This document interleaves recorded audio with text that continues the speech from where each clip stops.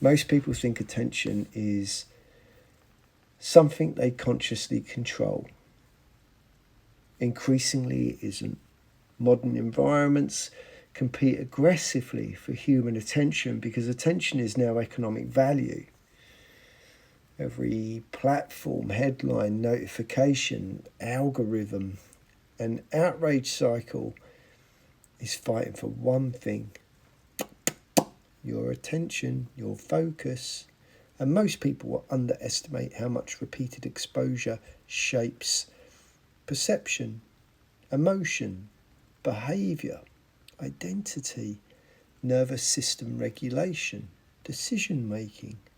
Because attention is not passive. Attention reinforces reality. Whatever consistently captures your attention begins influencing your internal world. Quietly, repeatedly, often invisibly. And over time, the nervous system adapts to whatever environment it repeatedly attends to. This is why prolonged exposure changes people psychologically, even when they believe they're unaffected. There's a psychological principle called neuroplasticity. The brain reorganises itself based on repeated experience and repeated focus, which means attention literally helps shape neural reinforcement. What you repeatedly consume becomes easier to think about, react to, fear, desire, or emotionally prioritise. Repeated focus strengthens pathways. That's important because modern systems understand this extremely well.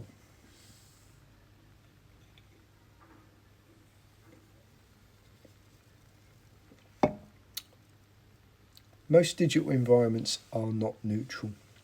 They are engineered around behavioural reinforcement, variable rewards, emotional triggers, novelty spikes, conflict, validation loops, intermittent dopamine rewards, and the nervous system adapts remarkably quickly to this cycle. Over time, many people become conditioned toward fragmentation, urgency, impulsivity, shortened attention span, emotional reactivity, compulsive checking, overstimulation. Not because humans suddenly became weak, because the environment continuously rewards interruption. This changes perception profoundly. Stillness starts feeling uncomfortable. Silence feels empty. Long-form focus feels difficult. Deep thinking feels effortful. And many people don't realise their baseline attention has already been reshaped, hidden in plain sight. Markets demonstrate this constantly too. People exposed to constant emotional narratives begin trading emotionally. Urgency spreads, fear spreads, FOMO spreads. Everybody becomes hypersensitive to movement. Short-term thinking dominates. And eventually people stop observing structure altogether. They become reactive to stimulation instead of responsive to information. The nervous system struggles under constant interruption because biologically attention switching is expensive.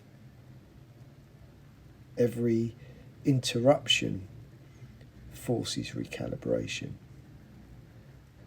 and repeated recalibration fragments cognitive depth. That's why many people feel mentally exhausted despite not doing physically demanding work. Continuous partial attention drains the system enormously. And there's another layer most people miss. Attention determines emotional atmosphere internally. What you repeatedly look at changes how you feel, not metaphorically, neurologically. Repeated exposure to outrage, fear, comparison, negativity, overstimulation gradually conditions emotional expectation. The nervous system starts anticipating intensity constantly, and eventually peace can feel unfamiliar. That's incredibly important, because many people now confuse calmness with boredom, stillness with emptiness, silence with lack. And why? Because their reward circuitry has adapted to stimulation density. The brain begins craving activation. This is one reason modern people struggle to sit quietly with themselves. Not because they're incapable, because the nervous system has been conditioned toward external engagement continuously. And when external input disappears, internal discomfort becomes more noticeable again and again and again. Attention also shapes identity more than people realise, because repeated focus becomes repeated thought. Repeated thought becomes emotional familiarity. Emotional familiarity influences behaviour, and behaviour, repeated, becomes personality structure. This is why what you consume daily matters enormously, not morally, structurally. The people around you influence attention too. Some people train your nervous system toward urgency, drama, insecurity, hyperreactivity, emotional instability. Others reinforce calm, depth, observation, discipline, perspective, clarity. Social attention is contagious. Humans orientate toward group behaviour automatically. We're pack animals. And honestly, this is why protecting attention is becoming increasingly important. Not in an anti-technological way, in a psychological survival way. Because fractured attention creates fractured perception, and fractured perception creates distorted behaviour.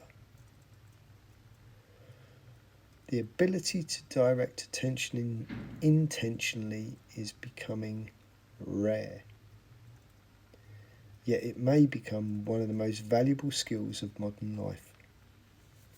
The ability to focus deeply, observe calmly, resist emotional contagion, tolerate silence, think independently, maintain perspective, avoid compulsive reaction.